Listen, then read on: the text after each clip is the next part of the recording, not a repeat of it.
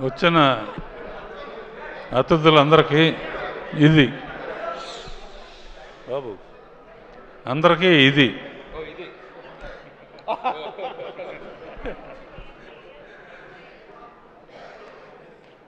ఇది ఎలా ఉందంటే సంక్రాంతి సినిమా అంటున్నారు. సంక్రాంతి ఎస్తో స్టార్ట్ అవుతుంది. Producer Sahu S, Sushmita S, 2 ఎస్సులు కలిస్తే ఎంత సూపర్ హిట్ కాకుండా ఏమవుతుంది? అండ్ చిన్నప్పటి నుంచి చూస్తున్నా సుస్మితని. ఇటువంటి పెద్ద హిట్ రావటం అమ్మా నీ బాధ్యత ఇంకా బాగా పెరిగింది. సాహో నీకు కూడా, అండ్ మీ ఫాదర్ని కూడా అడిగా అని చెప్పు. చిరంజీవి గురించి ఏం చెప్తాను నేను, నాకన్నా చిన్నవాడు అయినా బాబాయ్ అని పిలుస్తాను. చిన్నప్పటి నుంచి అల్లు రామలింగ గారు కానీ ఆ రోజుల నుంచి ఒక కుటుంబంగా పెరిగాం. మెయిన్ క్రెడిట్ నాకేంటంటే స్వర్గీయ ఎన్టీ రామారావు గారితో 12 సినిమాలు చేస్తే నేను బాబాయ్తో 14 సినిమాలు చేశాను.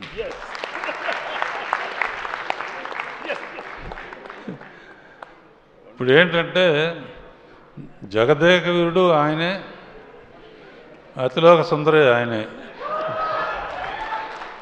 అంటే హీరోయిన్ లేకపోయినా ఆయన ఒట్టి ఫోజులతోనే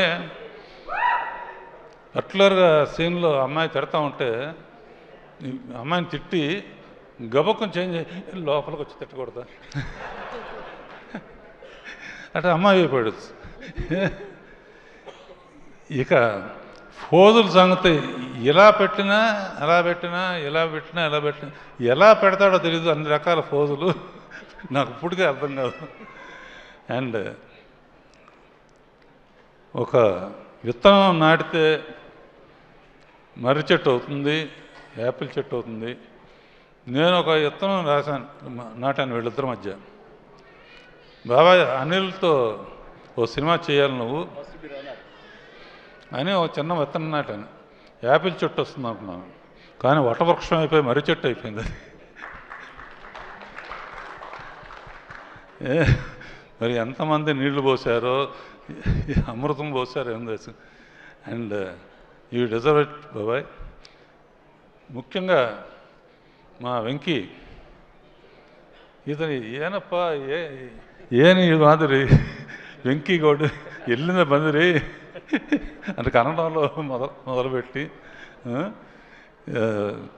నువ్వు కూడా ఎండ్లో జాయిన్ అవ్వటం అనేది సినిమా దుమ్ము దులపటానికి కారణమైంది. అండ్ ఎంటర్టైన్మెంట్ మీ ఇద్దరు కలిసి పోటీ పడి చేశారంటే అంటాం అంటాం. నాకు ఇందాక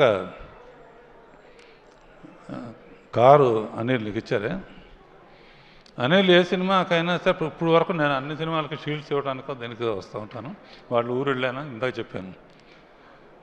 నాకేం గుర్తుకొచ్చిందంటే అప్పుడు అడవిరాముడు అయిన తర్వాత నేను ఫస్ట్ కారు కొంటే అన్నగారి దగ్గర తీసుకెళ్ళిన, షూటింగ్లో ఉన్నారు, నేను పక్కన కూర్చున్నాను, ఆయన తోలారు. దాంతో నేను ఈ స్థాయికి వచ్చాను. ఇప్పుడు నువ్వు తోలేవు, ఆయన కూర్చున్నారు, ఇంకెక్కడికో ఇద్దరు. అండ్ ఒకటే చెప్తున్నాను బాబాయ్, నువ్వు ఎవరైనా ఏజ్ అసలు నీకు ఏజ్ లేదు అసలు.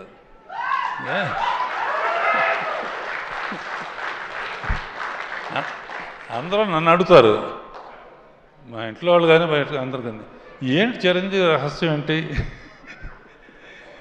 ఒకే మాట చెప్తాను, జరిగిన విషయం. సరిగ్గా 30 years బ్యాక్ దగ్గర ఇందిరా సినిమాలో ఒక సాంగ్ వేణు బిట్టుంటుంది. నేను ఏదో ఊరు వెళ్తున్నాను, ఫ్లైట్కి టైం అయింది. ఎయిటింగ్ రూమ్లో ఆ సాంగ్ చూడమని దత్తు గారును వాళ్ళు కవర్ చేశారు. టైం లేదంటే ఆ ఒక్క సాంగ్ చూసేళ్ళు, ఆ ఒక్క సాంగ్ చూశాను. ఫ్లైట్ కానీ లేకపోతే తిన్నగా ఇంటికి వెళ్ళిపోయామండి. ఫోన్లో చెప్పాను, నీలాగా డ్యాన్స్ చేసేవాడు ఎవ్వరు పుట్టరు అని.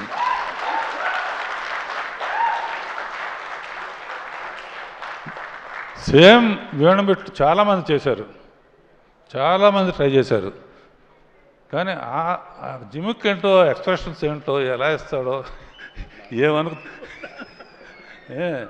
అలా 30 years బ్యాక్ ఎలా చేసావో ఇప్పుడు కూడా ప్రతి మూమెంటు, ప్రతి ఇది. అండ్ అనిల్ ఇక చెప్పడానికి అవసరం లేదు కామెడీకి. వెంకీను చిరంజీవి కలిపి చేస్తున్నారంటే దుమ్ము దులిపేస్తారు కదా, గ్యారంటీ.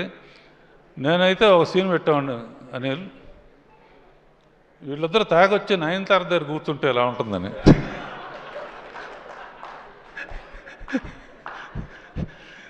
సరే, జరిగింది జరిగిపోయింది. సంక్రాంతికి నిజంగా యాక్చువల్గా ఏంటంటే సంక్రాంతి టైంకి ఇండస్ట్రీ చాలా డల్గా ఉంది. డల్గా ఉన్నప్పుడు ఇండస్ట్రీ గబుక్కున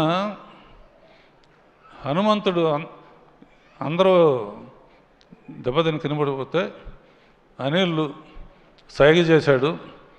చిరంజీవి వెళ్ళి సంజీవిని తీసుకొచ్చి మొత్తం ఇండస్ట్రీని బతికించాడు. అండ్ ఇది ఫ్యాక్టు. అనదర్ థింగ్, పోయిన పిక్చరు సంక్రాంతికి వస్తున్నప్పుడు భీమ్స్కి చెప్పాను, భీమ్స్ గుర్తుంది కదా, మాట నిలబెట్టావు. అండ్ నువ్వు కూడా సూపర్ స్టార్ మ్యూజిక్ డైరెక్టర్తో ten ten ten ten ten ten ten ten వదిలిపెట్టలేదు. ఓకే, ఆల్ ది బెస్ట్ సాహో అండ్ ఎవ్రీబడి. బాబాయ్.